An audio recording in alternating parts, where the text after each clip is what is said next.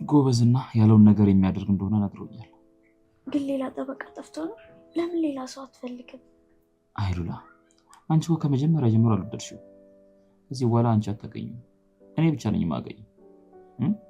ጉዳያችንን ከጨረሰልን በኋላ ደግሞ የተማማነበትን ገንዘብ ከፍዬው ከዛ በኋላ በህይወታችን አይገባ ድጋሚ አናገኝም። አትጨነቂ እሺ ሉላዬ።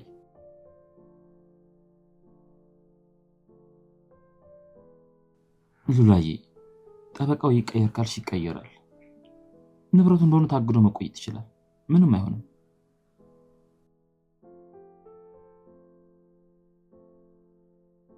ከቀየራችሁ ከሰዋለሁ ብሎኛል።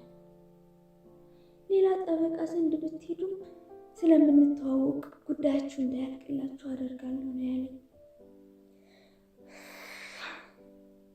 በዛ ላይ ሞገስን የወንጀል ክስ ከፍቼ አሳስረው